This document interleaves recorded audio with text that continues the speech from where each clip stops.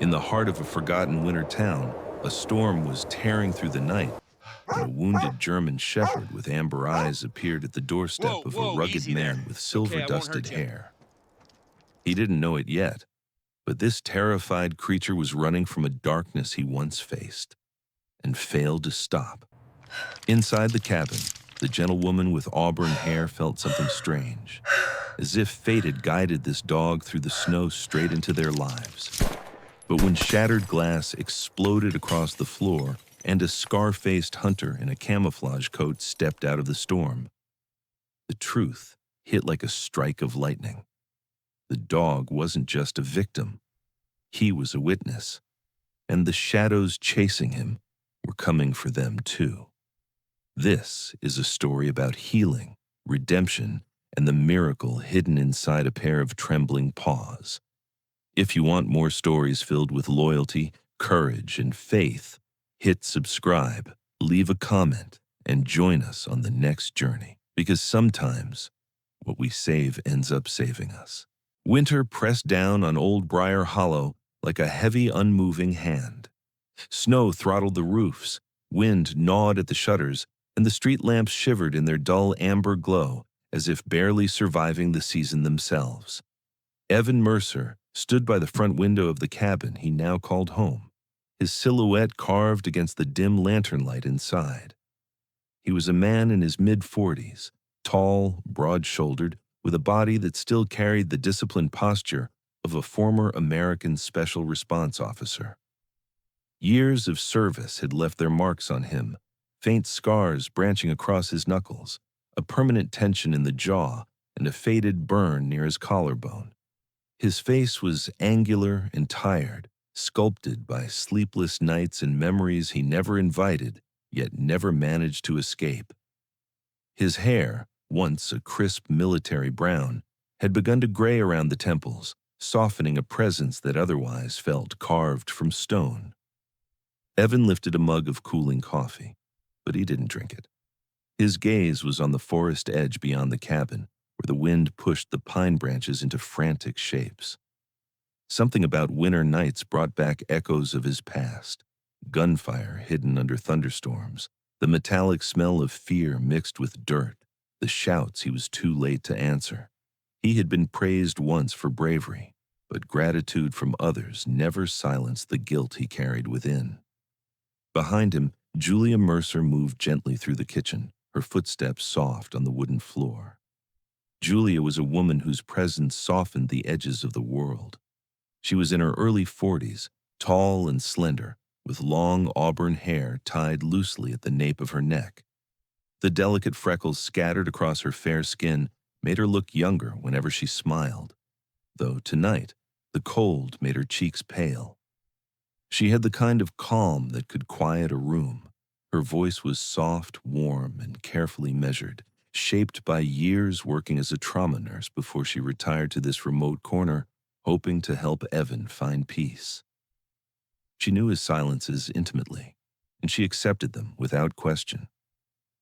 "Storm's getting worse," Julia said quietly as she stirred the pot on the stove.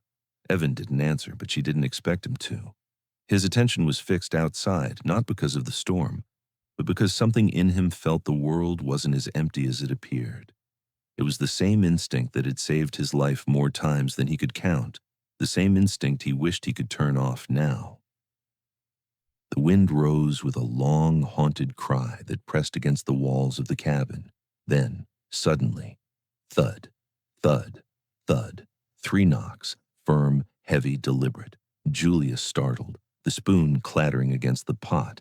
Evan lowered the coffee mug slowly, methodically, as a cold current of adrenaline surged through him. He crossed the room soundlessly, each step sharpened by instinct. His hand hovered near the drawer where he kept an emergency weapon. But he didn't open it, not yet. "Stay back," he murmured. The knocks did not repeat. The silence afterward was louder than the storm. Evan approached the door, shoulders squared, breath steady. He flicked on the porch light. The bulb buzzed weakly, struggling against the snowfall. He unlocked the deadbolt and opened the door, a mere crack. What waited outside was not a man. A German shepherd stood in the porch, its fur thick but soaked from the storm, snow clinging to the dark saddle markings along its back. The dog was large, clearly adult, with powerful musculature beneath its drenched coat.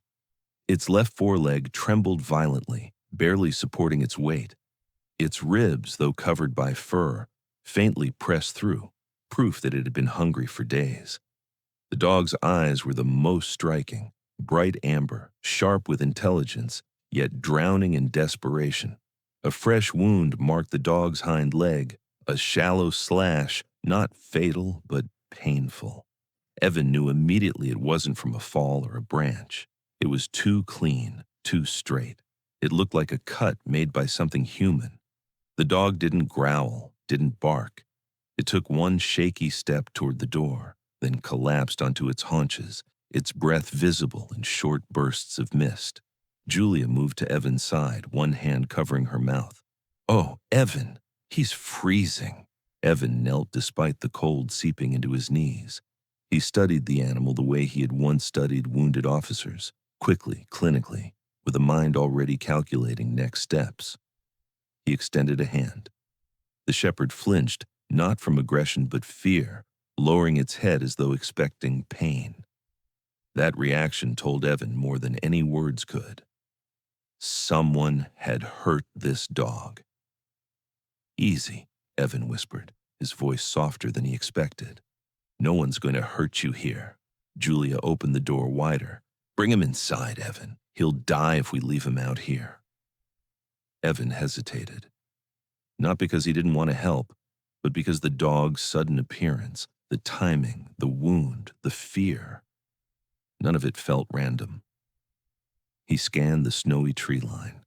The storm blurred everything into white streaks, but faint impressions caught his eye, dragging tracks, uneven footprints, heading away from the house and into the deeper forest. They weren't the dog's tracks. He looked back at the shepherd. "Where did you come from?" he murmured, almost to himself. The dog whimpered softly, pressing its head to Evan's knee. Julia's voice trembled. "Evan, please." He scooped the shepherd into his arms, surprised by how light the animal was despite its size, and carried him inside. The dog didn't resist. It simply buried its muzzle against Evan's shoulder, as though it had been waiting to be saved. Inside, Julia hurried to set down blankets near the fireplace. The shepherd sank onto them, curling his injured leg close to his body. His eyes flicked anxiously between Evan and Julia, and he breathed with short, shallow exhalations, every sign of a creature that had been running far too long. Julia knelt beside him with a towel. "Look at him. Poor thing." Evan nodded slowly, but his mind was racing. "He's trained," he said quietly. Julia looked up. "How do you know?" "His posture, the way he waits for permission to move, and the cut. Someone used a blade on him, not cleanly either." Julia swallowed hard. "Who would do that?" Evan didn't answer. Instead, he reached to examine the dog's collar. There was none, but hidden beneath the matted fur near the dog's neck was the faint outline of where a collar had once been, recently removed. Evan's stomach tightened. Julia noticed his expression. "What is it?" "Someone tried to hide his identity." Julia's voice grew small. "So you think he belonged to someone dangerous?" Evan didn't look at her. He didn't want her to see the worry building behind his eyes. "Maybe." He stood and paced for a moment, running a hand through his graying hair. His instincts screamed that something was wrong. A wounded, trained dog appearing at their door in the middle of a snowstorm was not coincidence. It was a warning. A soft whine drew his attention back. The shepherd lifted his head, amber eyes locked onto Evan with an intensity that felt almost human, as if begging him to understand something it could not communicate. Julia brushed her fingers through the dog's wet fur. "He needs a name," Evan exhaled slowly. "We're not keeping him." "Just for tonight," Julia countered gently. "He needs shelter. After tomorrow, we'll decide." Evan opened his mouth to argue, But the dog stepped forward and placed its head against his thigh, leaning its weight onto him as though trusting him completely. And for a brief moment, a moment he wished he could ignore, Evan felt the smallest fracture in the wall he had spent years building around himself. "Fine," he murmured. "Just tonight." Julia smiled. "What should we call him?" Evan looked down at the amber-eyed shepherd, who continued to watch him with a pleading steadiness that made his heart twist unexpectedly. "Ranger," he said quietly. "He looks like a ranger." The dog's ears twitched at the sound. Julia sat beside Evan on the floor, deep concern lingering in her eyes. "Do you really think someone might come looking for him?"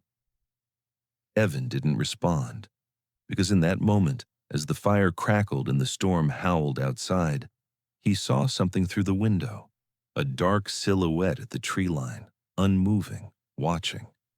And then it vanished. Evan's breath caught, and a chill colder than winter climbed up his spine. "Julia," he whispered, "lock the door."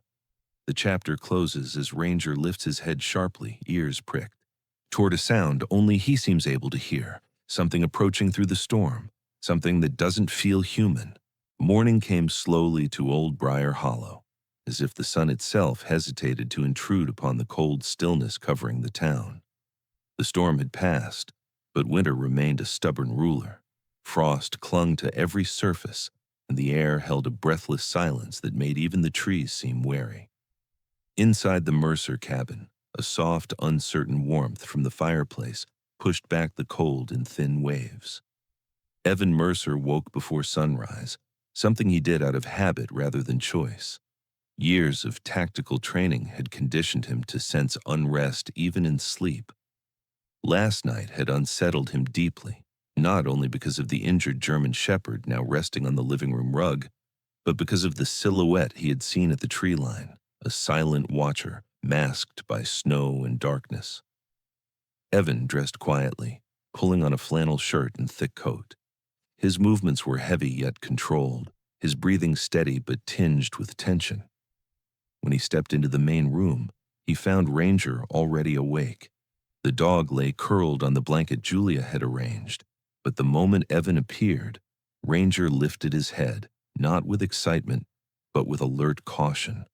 The German shepherd's amber eyes flicked toward the window before returning to Evan, as if reporting that nothing had happened, but still nothing was safe.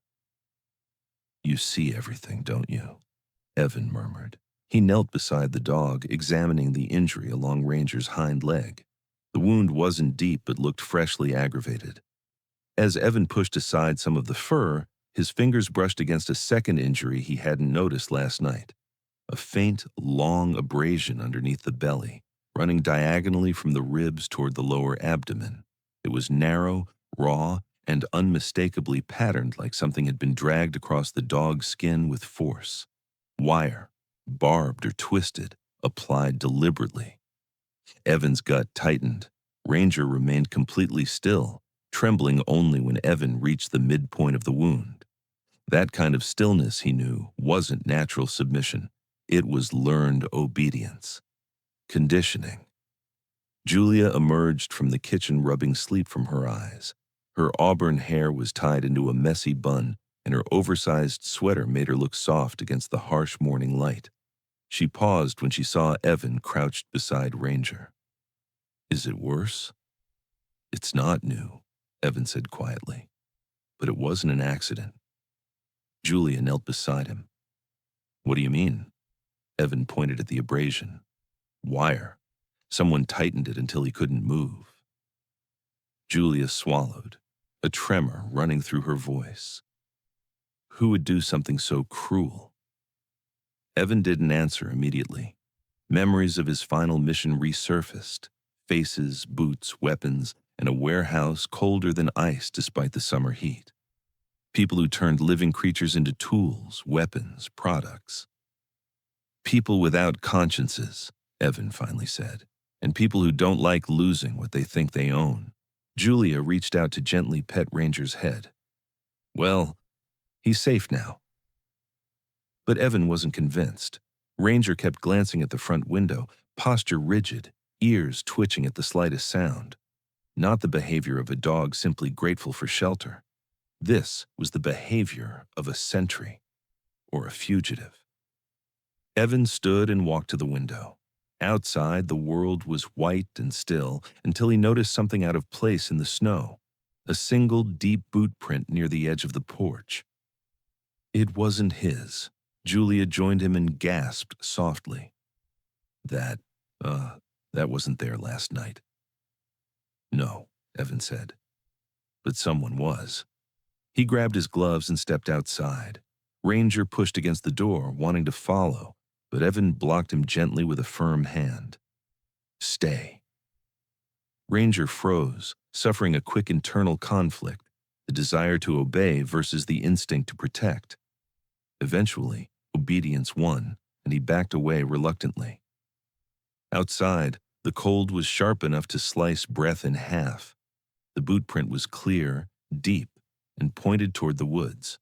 Evan crouched, his fingers tracing the tread pattern lightly.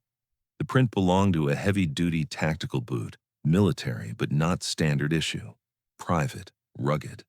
And the track pressed deeper on one side, indicating the wearer carried weight, maybe gear or a weapon. A slight drag near the toe told another story. The person had been standing still for a long time, watching, waiting. Evan followed the prints for several meters until they disappeared into a swirl of wind-blown snow. Whoever it was knew how to cover their trail. His jaw tightened. Julia opened the door halfway. Evan, come back inside before you freeze. When he returned, she had already put on a pot of coffee, her movements restless, hands fidgeting while she arranged cups unnecessarily. We need to call the sheriff, she said. At least tell someone. No. Evan's voice was firm, not loud, but final. Julia's shoulders tensed. Why not? Because whoever was here wouldn't be someone the sheriff could handle. You think they're dangerous? Julia whispered. Evan hesitated. The truth lodged in his chest like ice, but he couldn't suppress it.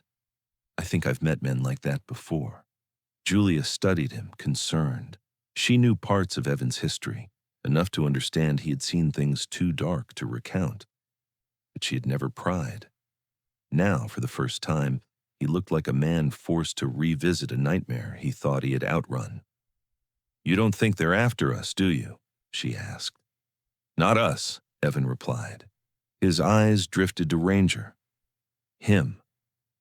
Ranger had moved closer to the window again, sitting upright, head raised, ears at full attention. His fur bristled slightly, but he made no sound. Julia sat on the couch, trying to calm her nerves. Maybe he escaped from some hunting group or not a hunter, Evan interrupted. A hunter wouldn't remove a collar this way. He paused. And a hunter wouldn't stand in silence at the edge of the woods at 3 a.m. Julia's fingers tightened around the edge of the coffee mug. Silence settled between them until a knock touched the door again. Not loud, not like the night before, but light, hesitant, as if someone were testing whether the house was awake. Evan stiffened instantly. Julia froze. Ranger rose to all fours, body rigid as iron. Evan signaled Julia to stay back and approach the door slowly. He unlocked only the top latch, cracked the door half an inch, and peered outside. A figure stood on the porch, a person wrapped in a worn gray coat dusted with snow, hands raised to show they weren't holding anything. It was a man, older than Evan, perhaps in his late 50s, with a thin, weather-beaten face and a salt and pepper beard trimmed unevenly. His hair was long enough to curl slightly beneath a wool cap. His eyes, a faded blue, looked troubled rather than hostile. Morning, the stranger said, voice rough as sandpaper. Name's Harris, Benjamin Harris. Folks call me Ben. He offered a small, polite nod. Saw a light on and wanted to ask if you've seen if you've come across any dogs around here. Evan didn't open the door any wider. Why? Ben shifted his weight, revealing a limp. I live in the next cabin down the ridge. Got a mixed shepherd myself.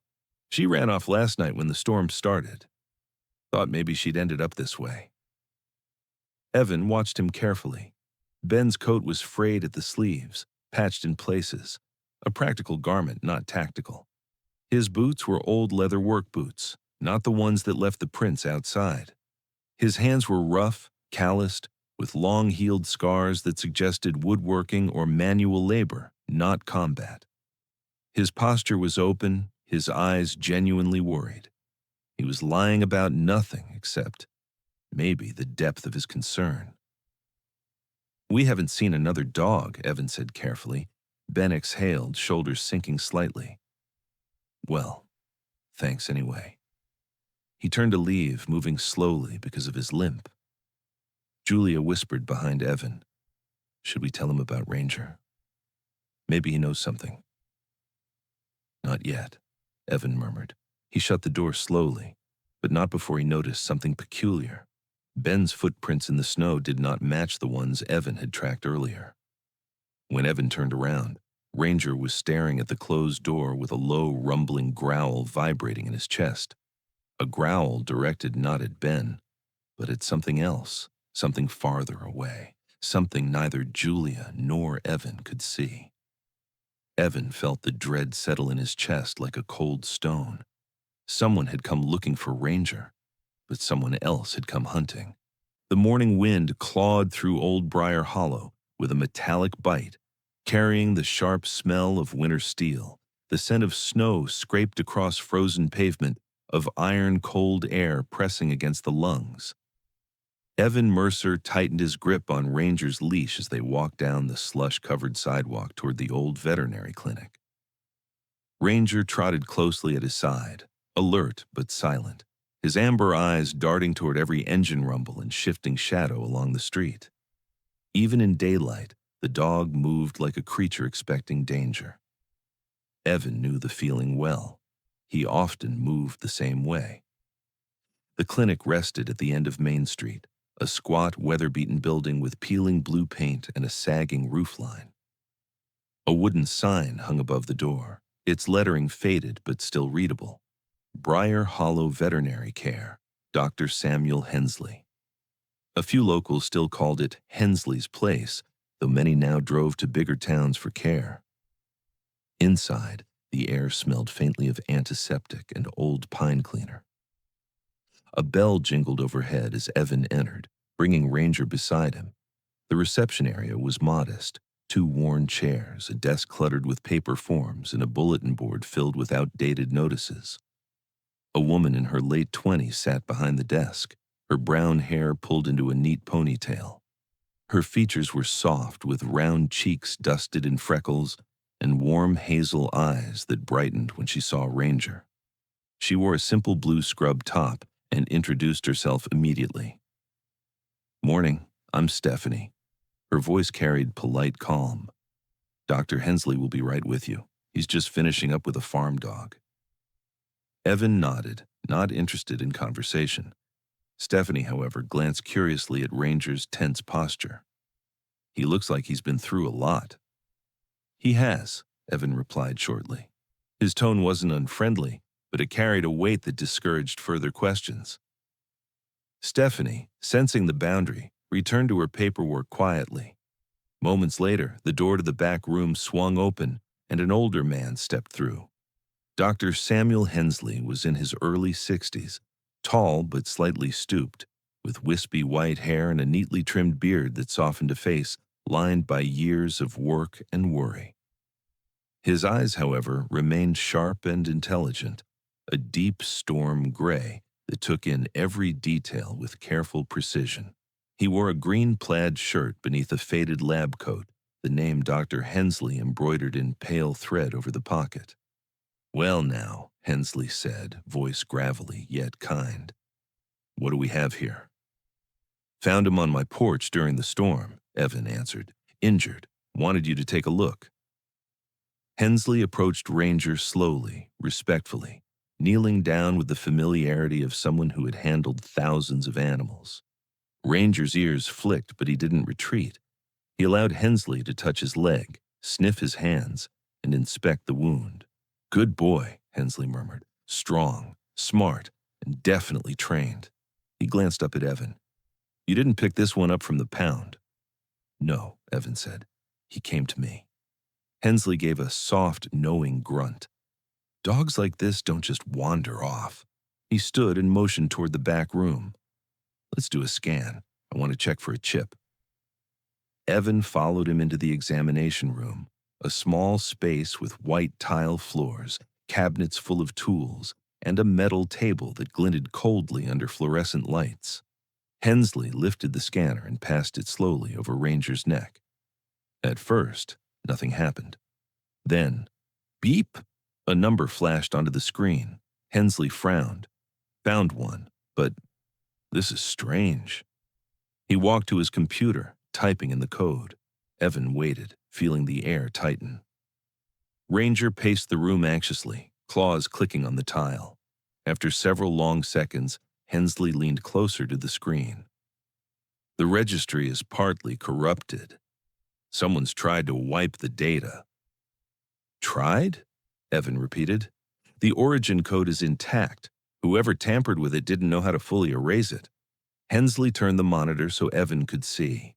A partial identification remained, a cluster of numbers linked to a known organizational tag. "This chip doesn't belong to standard breeders or canine units. This code is used by, well, unofficial groups." "What kind of groups?" Evan asked, though he already felt the answer forming. Hensley hesitated. "Private research, some good, some not. But one in particular has had the authorities sniffing around for years. Groups that breed and train dogs for combat sports, illegal security work, underground buyers." Ranger stiffened, ears flat against his skull. Hensley lowered his voice. "Whatever this dog escaped from, it wasn't kind." Evan's jaw clenched. Memories of night raids, cold warehouses, and cages lined with metal bars flickered across his mind. He had seen animals used in ways that haunted him long after he left the force. Hensley sighed. "You should keep him close. Whoever tried to erase this information won't be happy he's missing." When Evan exited the clinic with Ranger at his side, the town felt different. Heavier, as though the shadows themselves carried secrets. People moved between storefronts bundled in thick coats, unaware of the storm gathering beneath the surface of their quiet winters. Then Evan saw it. A black pickup truck idling at the far end of the street. Its engine rumbled low, almost predatory. The windows were tinted, but Evan felt eyes on him. Ranger's fur stood up along his spine, a primal warning vibrating through his body. The driver stepped out. He was tall, easily over 6 feet, with a muscular, imposing frame wrapped in a heavy camouflage jacket. His jaw was square and covered in coarse dark stubble. A jagged scar curled from the corner of his mouth down to his neck, twisting his expression into something permanently cruel. His eyes were pale, almost colorless, and disturbingly calm, like a predator's eyes studying its prey. He smirked at Ranger, not at Evan. At Ranger, it was a smile of possession. Evan felt the blood run cold in his veins. He knew that face. Cole Maddox. The man who led the dog trafficking operation Evan had been assigned to dismantle during his last year in special response. The man who had vanished during a sting gone wrong. The man Evan had sworn to bring down but never could. Maddox tapped the side of his truck, giving Evan a mock salute, then climbed back inside. The truck pulled away slowly, deliberately, as if delivering a message. "I know where you are, and I know what you have." Ranger pressed against Evan's leg, trembling, not with fear, but with recognition. Back at home, Evan retrieved a locked metal box from the top shelf of the closet. Inside were files, surveillance photos, notes, and reports from the operation that had nearly broken him. He spread them across the kitchen table. Julia, entering from the hallway, paused when she saw the mess. "Evan, what is all this?" He didn't look up. "The man who watched us this morning. I know him." He picked up a photo, Maddox in a warehouse surrounded by metal crates, the same scar, the same pale eyes. He runs a trafficking ring for combat dogs, dogs bred to fight, to attack, to kill. Evan's voice darkened.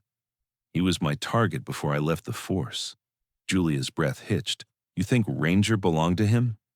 Not belonged, Evan murmured. Survived him. Ranger placed his head on Evan's knee as if confirming the truth. Evan looked into the dog's amber eyes and saw something he hadn't noticed before. Layers of memory and suffering, and somewhere beneath it, a flicker of hope. But hope was fragile, because Maddox never let go of what he considered his. Evan stood, the realization hitting him hard. He's not after us, he looked down at Ranger. He's after you. And the last thing Evan saw as he crossed the room to lock the door was Ranger turning toward the window, ears raised, posture rigid, as if sensing someone standing outside in the cold, watching, waiting. The blizzard swallowed Old Briar Hollow whole that night, turning the sky into a swirling mass of white fury. Wind battered the Mercer cabin with fists of ice, rattling the old wooden panels like it wanted to tear the house from its foundations. The storm's howl rose and fell like the mourning cry of something ancient. And beneath that wild roar hid a quieter, deadlier rhythm, the crunch of boots on snow. Evan Mercer sensed it before Ranger reacted. He had been sitting in the dim glow of the fireplace, sorting through old files, when a prickling sensation crawled up his spine.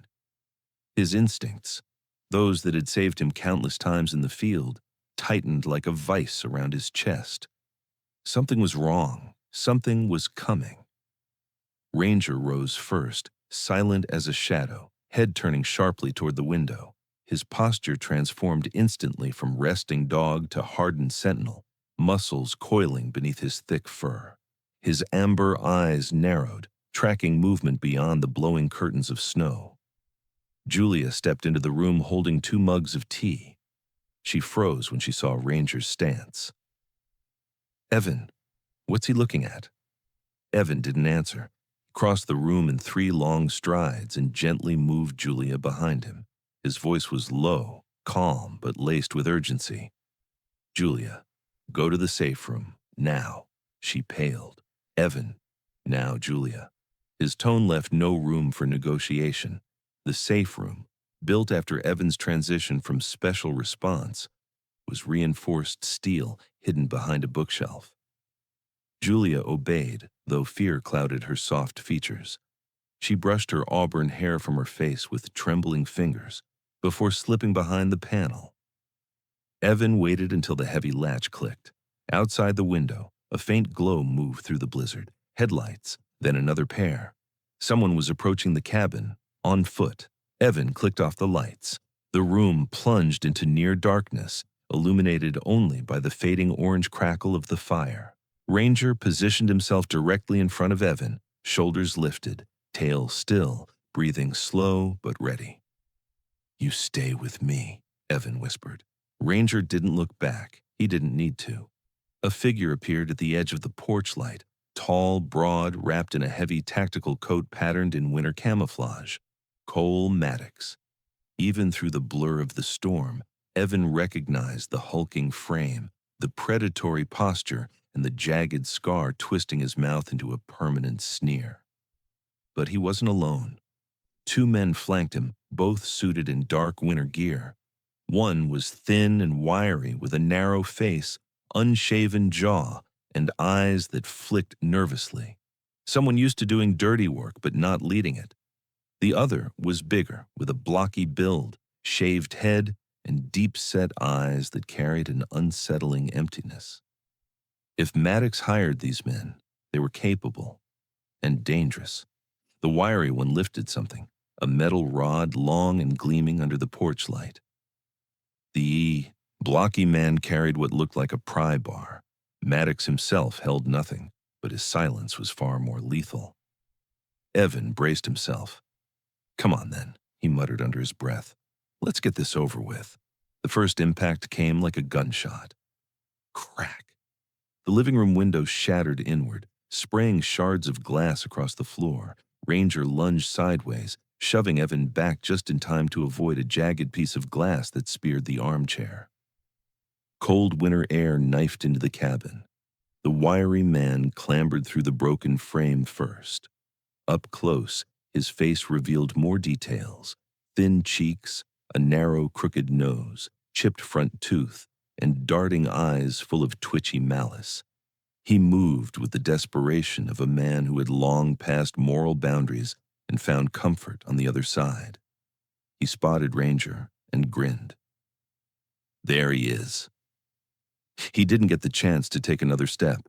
Ranger launched himself forward, a blur of black and tan muscle. His snarl cut through the storm's howl as he crashed into the intruder's chest. Both went down, the man screaming as Ranger clamped his jaws around the padded sleeve of his jacket. Evan didn't wait. He grabbed the man's wrist and twisted sharply, throwing him to the floor and kicking away the metal rod that clattered against the wood. The blocky man climbed through next, eyes cold and lifeless. His shaved head glistened with melting snow, emphasizing the harsh angles of his skull. He moved with brute force rather than finesse, charging at Evan like a battering ram. Evan dodged, but the man's fist grazed his ribs with bone-jarring impact. He stumbled back. Age had slowed him, but instinct compensated. He pivoted as the man lunged again, hooking his elbow around the intruder's arm and using momentum to drive him into the sidewall with a heavy thud. The blocky man recovered too quickly. He grabbed Evan by the coat collar, lifting him slightly. His strength was formidable. His breath smelled of stale tobacco and cheap alcohol. "Should have stayed out of this, old man," he growled. Evan struck his throat with a quick, precise blow. The man choked and released him, stumbling backward. Ranger, having subdued the wiry man, turned to help, teeth bared, fur raised. Then Maddox finally stepped inside. He didn't rush. He didn't shout. He simply walked in as though entering a home he already owned. Snow clung to his dark beard. His pale eyes glittered with satisfaction. "Mercer," he said, voice smooth as poisoned silk, "still alive and still getting in my way." Evan steadied his stance even as his ribs throbbed. "Turn around and leave," Maddox chuckled. "You have something that belongs to me." His eyes flicked to Ranger with a hunger that twisted Evan's stomach. The blocky man recovered and rushed Evan again, but Ranger intercepted, slamming into the man's legs and dragging him down. The floor shook under the impact. "Good boy," Evan muttered, breath ragged. The wiry man scrambled toward the door, bleeding from the arm where Ranger's teeth had torn through the padding. Rage flared in his eyes. He reached for the metal rod again, but Evan got to it first. He gripped it, swung hard, and struck the man in the knee. The man collapsed with a howl. Maddox watched with composed irritation.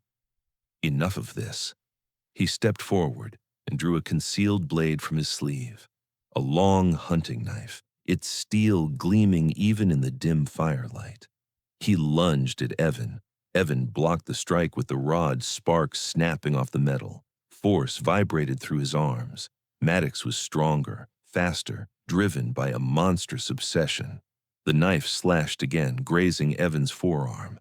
A thin line of blood formed instantly. "Stop fighting!" Maddox hissed. "Give me the dog!" "Not happening!" Maddox swung again, but Ranger barreled into him from the side, sending the knife skittering across the floor. Maddox crashed into the table, scattering Evan's old case files. Ranger stood over him, growling deep, a sound rumbling from the place where pain becomes fury. Outside, sirens wailed, thin but unmistakable. A patrol car fought its way through the storm. Someone had heard the fight or seen the truck. The blocky man staggered up, but Evan knocked him down once more, securing his wrists with a cable tie. The wiry man lay curled on the floor, clutching his injured arm. Maddox rose slowly, eyes burning with hate. Police burst through the door. A middle-aged officer named Deputy Laura Finch took the lead, strong, short, with sharp cheekbones, thick gloves, and piercing brown eyes shaped by years of small-town enforcement. She spoke with crisp authority. "Hands where we can see them." Maddox lifted his arms, though his expression promised retribution. "My lawyer will." "Save it," Finch snapped. She cuffed him while other officers restrained his men. As Maddox was dragged toward the door, he turned his head back toward Evan. His smile was unsettlingly calm. "Ranger knows what happened in that warehouse," Maddox murmured. "He saw everything." His eyes gleamed with sick triumph. "That dog remembers, and when he remembers, you'll understand why I'm not finished." Snow swallowed Maddox's voice as the officers hauled him outside. Evan's pulse thundered. Ranger pressed against his leg, trembling with emotion Evan couldn't name. The storm raged on, but Evan sensed something worse was coming. The truth. Morning broke softly over Old Briar Hollow, its pale sunlight filtering through the thick pine branches and settling on the Mercer cabin in gentle bands. The storm had passed, leaving behind a world that looked washed clean yet fragile. Snow piled against the porch, icicles hanging like sharpened glass teeth beneath the eaves, and a cold so quiet Evan Mercer could hear the faint ticking of the wood stove cooling in the early dawn. Inside, the cabin felt heavier than usual, weighed down not by snow, but by the lingering tension of the siege. Evan hadn't slept properly, neither had Julia.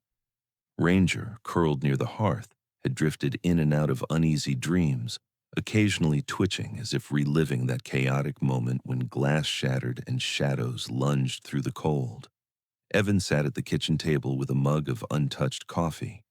He looked like a man carved from the storm itself, broad shoulders tense beneath a gray thermal shirt, dark stubble roughening his jaw, a faint bruise forming beneath his left eye.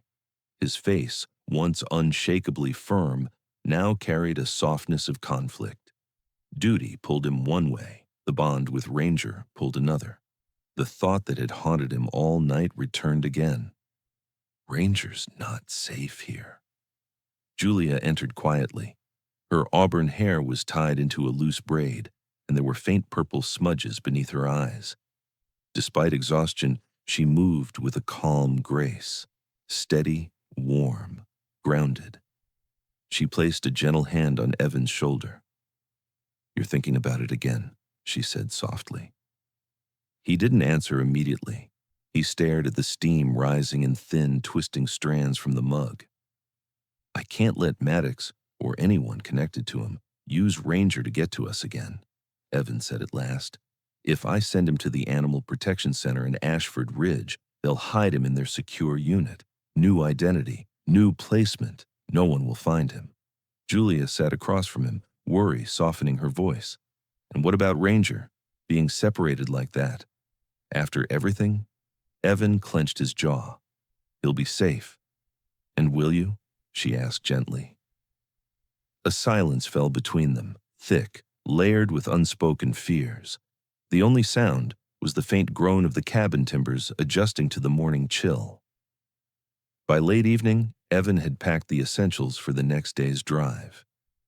Ranger lay quietly by the fireplace, his large head resting on his paws. His amber eyes followed Evan everywhere, studying him with a depth that made Evan uneasy.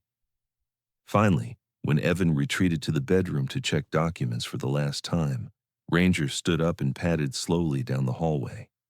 His movements were steady, almost deliberate, as though he had sensed the shift in the house. Evan felt a soft weight against his leg.